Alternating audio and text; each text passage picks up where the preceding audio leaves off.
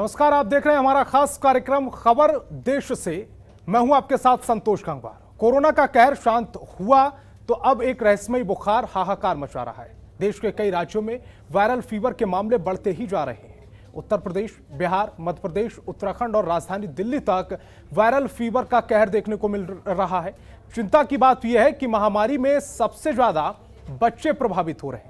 रोजाना सैकड़ों की तादाद में लोग अस्पताल पहुंच रहे हैं और स्थिति ऐसी हो गई है जैसे कोरोना की दूसरी लहर के दौरान हुई थी। अस्पताल मरीजों से फुल हो चुके हैं। एक बेड पर दो मरीजों का इलाज चल रहा है।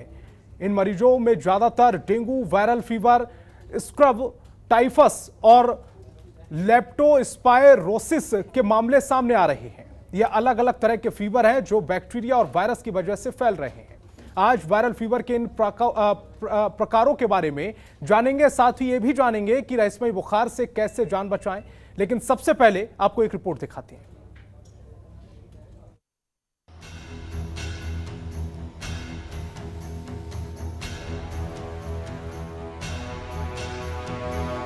यूपी के फिरोजाबाद से शुरू हुआ वायरल बुखार का कहर बढ़ता जा रहा है। ये वायरल फीवर अब देश के कई राज्यों में फैल रहा है। ये बिहार, मध्य प्रदेश, उत्तराखंड तक पहुंच गया है। देश के कई राज्यों में कोरोना के सेकेंड वेव की तरह अस्पताल एक बार फिर से फुल हो गए हैं। एक बेड पर दो बच्चों का इलाज हो रहा है। वहीं बिहार और मध्य प्रदेश में ये वायरल तेजी से फैल रहा है। राजधानी दिल्ली के कई अस्पतालों में भी बच्चों पर इस वायरल का कहर देखा जा रहा है। दिल्ली के ही मधुकर रेनबो अस्पताल की ओपीडी में 50% बच्चे भर्ती हैं। पिछले एक हफ्ते से हमने देखा है कि वायरल फीवर के केसेस बहुत बढ़ गए हैं बच्चों में। वायरल फीवर अलग अलग प्रकार के होते हैं। कुछ होते हैं बुखार जो खांसी जुकाम के साथ होते हैं, जिसमें सांस की दिक्कत भी हो सकती है। कुछ वायरल फीवर्स ऐसे भी हैं जिसमें उल्टी दस्त के साथ बच्चे आ रहे हैं। और डेंगू फीवर जो भी एक वायरल फीवर ही है, उनके केसेस भी आने शुरू हो गए हैं।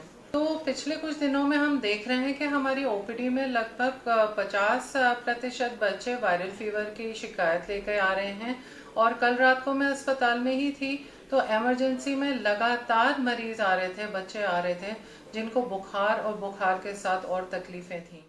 उत्तर प्रदेश के कई जिलों में डेंगू के रोगी मिले हैं और इसके दृष्टिगत हम 3-4 बिंदुओं पर रणनीति बना के काम कर रहे हैं। सबसे पहले तो हम एक जागरूकता अभियान चला रहे हैं और इसमें लोगों को हम हैंड बिल्स वगैरह वितरित कर रहे हैं और वॉल राइटिंग पे हम काम कर रहे हैं। इसके अलावा हम एक डोर टू डोर अभियान चला रहे हैं जिसमें 10 दिन तक स्वास्थ्य विभाग की जो हमने टीमें बनाई है वो घर घर जा कर के सर्वे करेगी और लोगों को आइडेंटिफाई करेगी, उनसे वो पूछेगी कि उनको फीवर तो नहीं है। इसके अलावा यहाँ पर हमने डिस्ट्रिक्ट हॉस्पिटल में एक डेडिकेटेड वार्ड बनाया है, डेडिकेटेड डॉक्टर हमने लगाया है और टेस्ट वगैरह की व्यवस्था कराई है। इसके अलावा ये निर्देश दिए गए हैं कि डेंगू में मुख्य रूप से प्लेटलेट्स कम हो जाते हैं और बहुत अधिक मात्रा में कम होने पर रोगी की मृत्यु भी हो सकती है। तो इनको निर्देश दिए गए हैं और ये इंश्योर भी किया जा रहा है कि हर व्यक्ति के प्लेटलेट के टेस्ट डेली हो, जिससे उसकी मॉनिटरिंग हो। इस वायरल फीवर में 104 डिग्री तक बुखार आ रहा है। कम से कम 3 दिन से 5 दिनों तक ये बुखार अपनी चपेट में लेता है। इसके कारण बच्चों के शरीर में कमजोरी आ जाती है। वायरल फीवर से बच्चे ही नहीं, जवान और बुजुर्ग हर कोई पीड़ित हो रहा है, मगर बच्चों की तादाद सबसे ज्यादा है। सूत्रों की माने तो बच्चों को आईसीयू तक में भर्ती करने की जरूरत पड़ रही है। सबसे पहले यूपी की बात करें तो प्रदेश के कई जिलों में रहस्यमयी बुखार का कहर ऐसा टूटा है कि पूरे राज्य में अब तक 90 लोगों की मौत हो चुकी है। सिर्फ फिरोजाबाद में ही ये बुखार 55 लोगों की जान ले चुका है। कोरोना की दूसरी लहर अभी शांत नहीं हुई थी कि वायरल फीवर के कई राज्यों से आ रहे आंकड़ों ने डरा दिया है। ब्यूरो रिपोर्ट, जनतंत्र टीवी।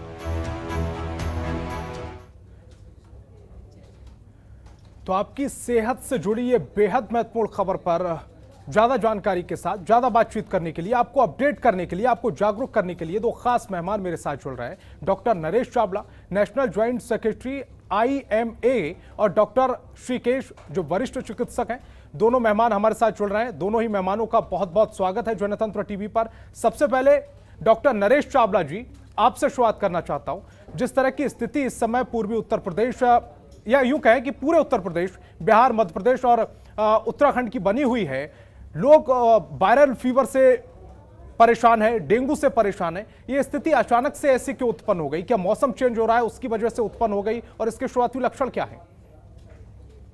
देखिए संतोष जी, कोई बहुत ज़्यादा हैरानी की बात इसलिए नहीं है कि पिछले एक सवे साल से, यानी कि लास्ट मार्च ऑनवर्ड से हमने कोरोना या कोविड-19 ने हमें इस बेकदर घेर लिया था कि हम भूल गए थे कि पिछले कई सालों से जब भी मानसून आती थी, जब भी मच्छर पैदा होते थे, ये बीमारियां हमारे देश में पहले भी आती थी।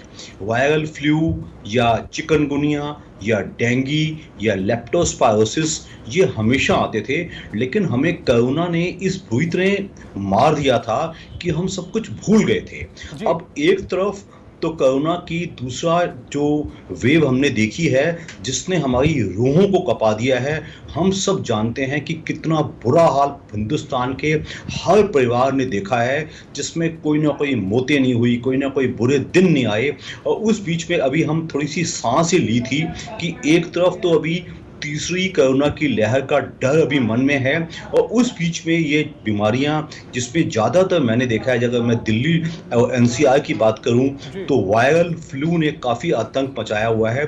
उसमें बुखार 5-7 दिन चलता है और तेज चलता है, जैसा कि बताया गया कि उसमें कफ एंड कोल्ड भी हो सकता है, इवन पेट के सिम्टम भी आ सकते हैं। और डेंगू मैं कहूँगा इतना ज़्यादा तो नहीं आया, जो कि डेंगू और चिकनगुनिया 2 ऐसी बीमारियाँ हैं, और मलेरिया और उसके बाद टाइफाइड भी। मैं आपको बता दूं आपके दर्शकों को कि इवन टाइफाइड भी आ रहा है, और इवन मैं कहूँगा कि कॉलरा तो इतना नहीं, लेकिन दूसरी जो भी बीमारियां हमारे खाने पीने से ताल्लुक़ रखती हैं, जो गलत या अनहाइजीनिक फूड से, वो भी आ रही हैं। और ये हमें भूलना नहीं चाहिए। हर साल हिंदुस्तान में चाहते ना चाहते हुए हर साल हम अप्रैल मई जून से ये बीमारियां स्टार्ट होती हैं और तकरीबन सितंबर अक्टूबर तक चलती हैं। इस साल ये बीमारी पिछले 1-1.5 महीने से हिंदुस्तानियों को बहुत दुख दे रही है। उससे बचाव के यही उपाय हैं कि पहले हम मच्छर को उत्पन्न ना होने देवें। जहां वहीं मच्छर पैदा होता है, जहां कहीं पानी जमा होता है, चाहे घर के वाटर कूलर में हो, रूम कूलर में हो, चाहे वो घर के आसपास किसी पुराने टायर में, पुराने किसी चीज़ घड़े में, किन चीज़ों पे उनको दूर करें। प्लस जो म्युनिसिपैलिटी का काम है कि म्युनिसिपैलिटी को इन्फॉर्म करें ताकि वो फॉगिंग करें, ताकि मच्छर पैदा ना हो। दूसरा जो ख्याल हमें ज़्यादा रखना चाहिए वो अपने हाइजीनिक फूड पे ख्याल रखना चाहिए। और तीसरा जो सबसे इम्पोर्टेंट है, जो वायरल फ्लू से हमें बचाता है, वो है कि टोटल जो हमारे आसपास का माहौल है वो स्वच्छ होना चाहिए। जितना वो स्वच्छ होगा, मैंने कहने को तो स्वच्छ कह दिया, लेकिन मेरे स्वच्छ कहने से दुनिया नहीं बदलती। लोगों को ये एक्शन आज के बाद, हमारा उद्देश्य आपके दर्शकों को डराना नहीं है, आपके दर्शकों को जागरूक करना है कि अपनी जिम्मेवारी संभालते हुए अपने आसपास की व्यवस्था और अपने खान पीन की व्यवस्था में जितनी वो सफाई लाएंगे, उतना ही हम बीमारियों से दूर रह पाएंगे। तो यही संदेश है आम जनों को कि बीमारियां हमें बहुत दुख देती हैं, लेकिन चूंकि हमारे देश में कभी भी स्वास्थ्य एक टॉप प्रायोरिटी नहीं रही, तो जब जब ऐसा होता है तो पूरी जनता चरमरा जाती है। स्वास्थ्य प्रणाली आपने देखा दूसरी लहर में जो हुआ है, भगवान ना चाहे ऐसा कभी हो। तो अभी तो मैं इतना ही कहूँगा कि अगर इन 2 चीज़ों का हम ख्याल रखें तो हम काफ़ी हद तक बच सकते हैं। डॉक्टर श्रीकेश भी हमारे साथ बने हुए हैं, उनको भी चर्चा में लेकर आना चाहता हूं। डॉक्टर श्रीकेश जी, जैसा कि डॉक्टर चावला जी कह रहे हैं कि जब वो बीमारी आ जाती है तब हम जागरूक होते हैं, जबकि पता है कि अप्रैल मई जून जुलाई अगस्त सितंबर अक्टूबर जब इस दौरान बारिश आएगी, मौसम चेंज होगा, तो बीमारियां आएंगी। और ये पहली बार नहीं आ रही हैं, हमेशा से आती हैं। तो पहले से हम अलर्ट क्यों नहीं होते हैं?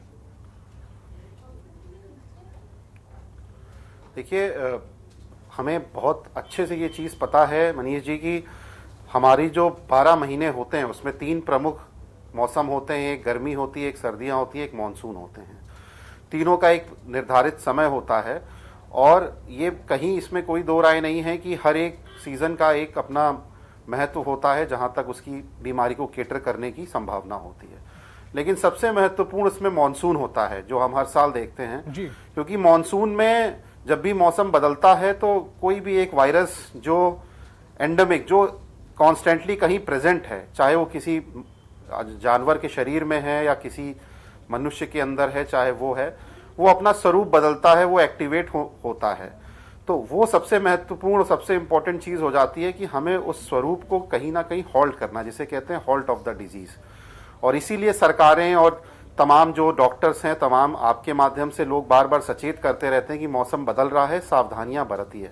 जी देखिए, हमें ये बहुत भली भांति समझना पड़ेगा कि ये जितनी बीमारियां हैं जिसे हम वायरल कहते हैं, जिनकी वायरल इटियोलॉजी होती है, वो कहीं ना कहीं उसका प्रिवेंशन ही हमारा बचाव है, उसकी रोक ही हमारा बचाव है। जितना हम उसको रोक लेंगे उतना ज्यादा हम उसको केटर करने में सफल हो जाएंगे। इसीलिए हम लोग अलग अलग माध्यम से कहते रहते हैं कि भाई ये कार्य, ये चीजें करना चाहिए, ये चीजें नहीं करना चाहिए। लेकिन कुछ हम लोग की मानसिकता ऐसी है, कुछ थोड़ा बहुत लापरवाही कह लीजिए या ये कह लीजिए कि हम लोग उतना ध्यान नहीं दे पाते। इधर हम लोग कोरोना से थोड़ा ज्यादा जूझ भी रहे थे, तो एक मौसम में बदलाव हुआ है। जी एक इम्पॉर्टेंट चीज जो अभी देखने को मिल रही है कि आप अगर पिछले साल पे जाएं, 2020 में जाएं और 2021 की तुलना करें, हम 2020 के पहले की बात नहीं कर रहे हैं जी। तो पिछले साल के जो मौसम था, खासकर हमारा बरसात का, उसमें इसका प्रकोप उतना ज्यादा नहीं दिखा। इसकी एक वजह थी जी। कारण ये था कि उस टाइम कोरोना फर्स्ट वेव जो थी हमारी, वो पीक पे थी, तो कहीं ना कहीं ये वायरस उतना ज्यादा एक्टिवेट नहीं हो पाया। कुछ लॉकडाउन के माध्यम से, कुछ घर के माध्यम से, कुछ ज्यादा सचेत होने थे हम लोग पिछले साल। इस साल चूंकि अभी कोरोना हमारा काफी कंट्रोल में है और केसेस सुनने के को नहीं मिल रहे हैं, तो हम मनुष्य लोगों ने भी थोड़ी इसमें प्रति लापरवाही की है, इसमें कोई दो राय नहीं है। हम लोग को थोड़ा सा एक्स्ट्रा अपना ख्याल रखना चाहिए था। लेकिन अभी भी मैं कहूंगा कि हम इसको भली भांति कैटर कर सकते हैं, ज्यादा घबराने की बात नहीं है। सिंपल जो उपाय होते हैं वही हैं। सबसे पहला उपाय जो डॉक्टर साहब बता रहे थे, जो हर चिकित्सक कहता है, गवर्नमेंट कहती है कि अपने आसपास साफ सफाई बनाए रखें। दूसरा, बच्चों का विशेष ध्यान दें, बुजुर्गों का विशेष ध्यान दें।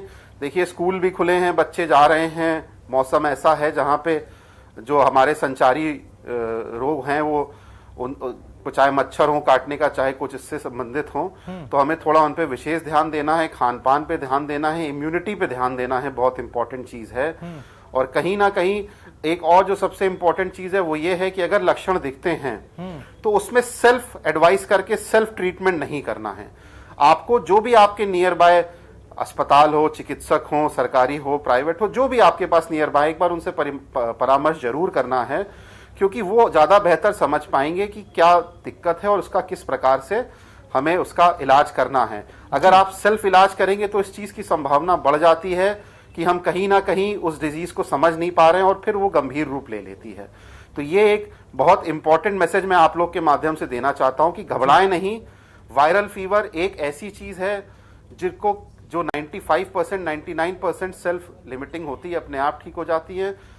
जब तादाद बढ़ती है तो हम लोग थोड़ा सा ज्यादा घबरा जाते हैं, लेकिन हमको वही 1% अपना बचा के चलना है जिनमें गंभीर लक्षण आने की संभावना रहती है। और अगर उसको भी हम टाइमली इंटरवीन कर लेंगे, टाइमली हम उसका इलाज करा पाएंगे, तो हम कहीं पर भी मात नहीं खाएंगे इस वायरस से। इसलिए आपके माध्यम से मैं ये कहना चाहूंगा कि अपना सेल्फ इलाज ना करें, डॉक्टर से परामर्श जरूर करें।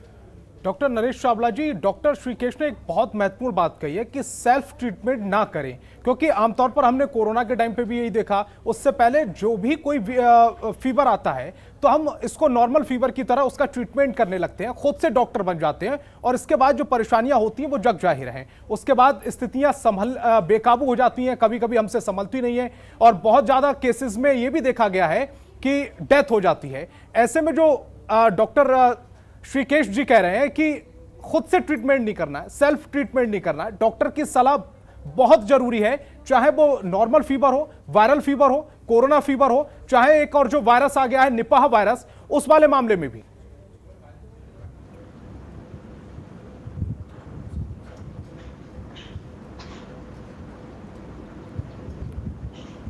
डॉक्टर चावला,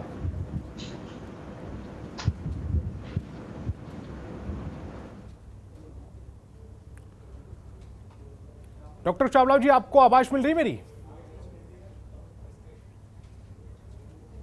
दोबारा से संपर्क साधने की कोशिश करेंगे डॉक्टर नरेश चावला जी से, लेकिन हमारे साथ श्रीकेश वरिष्ठ चिकित्सक अभी हमारे साथ बने हुए हैं।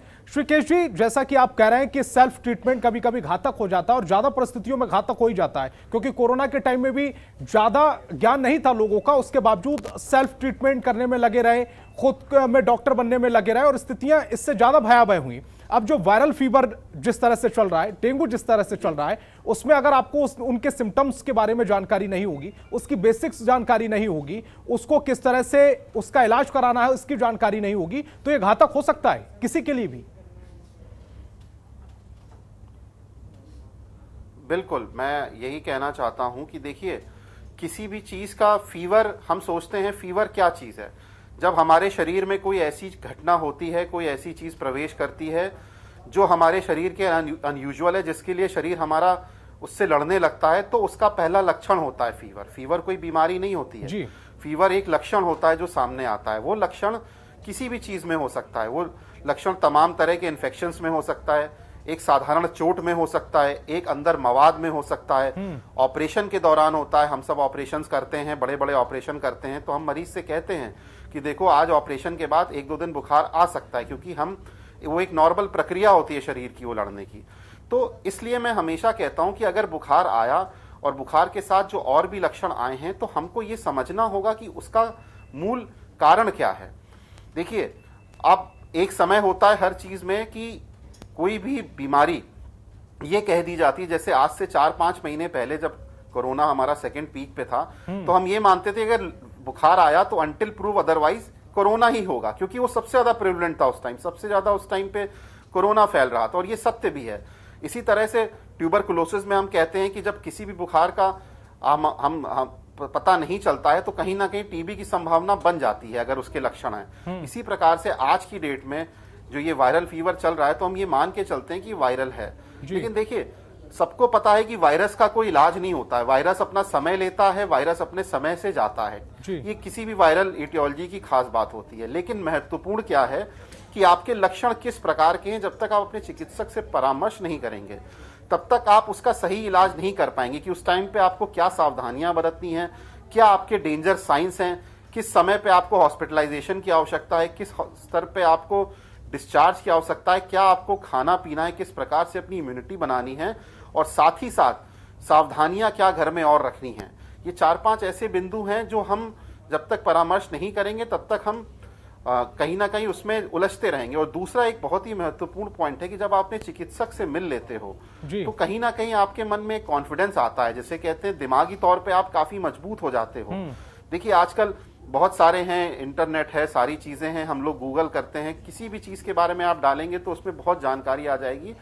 लेकिन वो जानकारी सिर्फ इसलिए होती है जिससे आप सचेत हो सकें, ये नहीं कि आप उसके बेसिस पे इलाज कर सकें। उसके लिए तो आपको अपना जो उसका उपयुक्त व्यक्ति है उसके पास जाना ही होगा। तो इन चीजों को अगर हम ध्यान में रखेंगे, इन उपायों को अगर हम लेके चलेंगे, तो कहीं ना कहीं हम इस चेन को तोड़ पाएंगे। उस चेन को तोड़ना ही हमारा मकसद होना चाहिए कि एक से दूसरे में नहीं, दूसरे से तीसरे में नहीं, तीसरे से चौथे में ना जाए। इसको हम कंटेन कर लेंगे कहीं पर, तो कहीं ना कहीं हम इसमें सफलतापूर्वक निकल आएंगे। और बहुत ही साधारण सी बात है कि हर मौसम में बदलाव आता है, वायरस एक्टिवेट होता है, लोड बढ़ता है सिस्टम पे, तो हमको कहीं ना कहीं ये चीज समझनी होगी कि हमें अगर इसको कर्टेल करना है तो हमें इसको रोकथाम करनी पड़ेगी। तो मेरा यही समझदार निवेदन बनना है पड़ेगा और उसके बारे में जानकारी रखनी पड़ेगी। भली-भांति मैं नरेश समझना चावला चाहिए। जी को भी चर्चा में लेके आना चाहता हूँ। बिल्कुल, नरेश चावला बिल्कुल। जी, जिस तरह से वायरल है, डेंगू चल रहा है, मलेरिया चल रही है, इन तीनों में ही फर्क क्या है? अगर कोई व्यक्ति अपने घर पर जो फीवर से इस समय लड़ रहा है, वो ये जानना चाहे कि उसमें मलेरिया के लक्षण है, या उसमें वायरल फीवर के लक्षण है, या उसमें डेंगू के लक्षण है, उसमें या कोरोना के लक्षण है, या निपाह के लक्षण है, तो वो सबसे पहले कैसे पता लगाएगा? देखिए संतोष जी, ये इतना आसान भी नहीं है और मुश्किल नहीं है। डॉक्टर श्रीकांत की बात से मैं सहमत हूँ। जो हमारा सेल्फ मेडिकेशन है वो सिर्फ पैरासिटामोल या क्रोसिन या डोलो तक सीमित रहना चाहिए। उसके ऊपर हमें ज़्यादा से ज़्यादा एक आध दिन वॉच करना चाहिए। मैंने कई बार लोगों को देखा है वो 3-4-5 दिन वॉच करते रहते हैं घर में अपने आप ही, कभी कॉम्बीफेम खा ली, कभी निमेसुलाइड खा ली। ये सब गलत है। एक पैरासिटामोल ही एक टैबलेट है जो कि सेफ मानी जाती है और जो कि बिना किसी नुकसान के काम करती है। हमारे पहले विदेशों में सिर्फ पैरासिटामोल ही एक ओटीसी टैबलेट है। हमारे देश में आप जानते हो हमारे देश की सिस्टम की वजह से किसी किस्म की गोली भी, चाहे पैरासिटामोल चल इबुप्रोफेन का कॉम्बिनेशन हो, चाहे पैरासिटामोल प्लस डाइक्लोफिन का कॉम्बिनेशन हो, लोग खुलेआम खरीद के खा लेते हैं और वो कहेंगे जी डॉक्टर साहब मेरा क्रोसिन से बुखार नहीं उतरा था, फिर मैंने फ्लेक्सोन खा ली थी, मेरा बुखार उतर गया। ये गलत है। फॉर एग्जाम्पल अगर हम कोई पेन रिलीवर वाली गोली खाते हैं तो उससे अगर वो डेंगू होता है तो उसमें प्लेटलेट काउंट बहुत बुरी तरह कम हो जाती है। तो किसी किस्म के बुखार में भी आप सिर्फ अपने आप को ओटीसी में अपने आप में सिर्फ क्रोसिन तक सीमित रखें और आपका बुखार नहीं उतरता तो आप अपने फिजिशियन से चाहे ऑनलाइन कांटेक्ट कीजिए, अपने जनरल प्रैक्टिशनर से जाके मिलिएगा, उनसे कांटेक्ट कीजिएगा। दूसरी गलती हमारे देशवासी करते हैं वो क्वैक्स के पास जो जाते हैं, जो थोड़े नीम हकीम हैं। गाँव में और कस्बों में ये काम तो बहुत ज़्यादा होता है, इवन शहरों में भी, दिल्ली जैसे शहर में भी 25-30 हज़ार क्वैक्स हैं, लोग उनके पास चले जाते हैं जो कि गलत दवाओं का या स्टेरॉइड्स का इस्तेमाल करते हैं, जिससे मरीज का नुकसान होता है। और जो आपने सीधा सवाल पूछा कि ये 4 किस्म के बुखार, इनमें क्या फर्क होता है।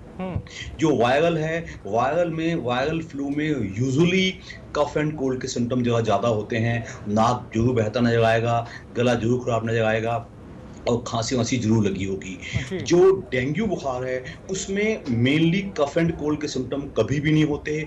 उसमें सिर्फ तेज बुखार, जोड़ों में दर्द, आंखों के पीछे दर्द, सिर दर्द, इस किस्म के सिम्टम्स होते हैं। जो मलेरिया बुखार है वो यूजुअली एपिसोडिक होता है। वो एक ठंड लग के बुखार आएगा, फिर 24 या 48 घंटे के बाद कि मलेरिया की कौन सी वैरायटी है वो दोबारा ठंड लग के दोबारा चढ़ेगा। मलेरिया कभी भी कंटिन्यूअस तेज एक लगातार बुखार नहीं रहेगा। तो ये आम जनता के लिए ये यूजुअल गाइडलाइंस हैं जिन पे वो अमल करें, लेकिन हर जान कीमती है। इसलिए अगर आपको तेज बुखार हो रहा है तो आप ज़्यादा से ज़्यादा 24 घंटे देखिएगा। 24 घंटे में अगर आप सिंपल पैरासिटामोल टैबलेट से आपका बुखार डाउन नहीं जाता तो आप अपने जनरल प्रैक्टिशनर और फैमिली फिजिशियन से जरूर संपर्क कीजिएगा। और यही चीज श्रीकेश जी भी कह रहे हैं कि खुद से ट्रीटमेंट करने मत लग जाइएगा। ट्रीटमेंट के लिए आपको डॉक्टर की सलाह लेनी है। दोनों खास मेहमान हमारे साथ जुड़े, doctor Naresh Chawla, national joint secretary IMA, हमारे साथ जुड़े, आपका बहुत बहुत शुक्रिया सर। डॉक्टर श्रीकेश, वरिष्ठ चिकित्सक, हमारे साथ जुड़े, आपका भी बहुत बहुत शुक्रिया। तो सबसे बड़ी बात जो इस चर्चा से निकल कर आ रही है वो निकल कर ये आ रही है कि आपको सेल्फ ट्रीटमेंट नहीं करना है, खुद से डॉक्टर नहीं बन जाना है। अगर कैसा भी बुखार है आप 24 घंटे इंतजार करिए और 24 घंटे के बाद अगर बुखार पर आप कंट्रोल नहीं कर पा रहे हैं, आपकी जो दवा ले रहे हैं, प्राइमरी दवा ले रहे हैं, अगर उससे बुखार नहीं उतर रहा है तो डॉक्टर के पास जाइए, नजदीकी डॉक्टर से सलाह लीजिए और उसके बाद ट्रीटमेंट कराइए। अगर सेल्फ ट्रीटमेंट करेंगे तो ये आपके लिए घातक हो सकता है। मेरे साथ इस खास चर्चा में फिलहाल इतना ही। आप देखते रहिए जनतंत्र टीवी। खबरों के निष्पक्ष विश्लेषण के लिए सब्सक्राइब करें Janatantra TV and press the bell icon. Never miss any update.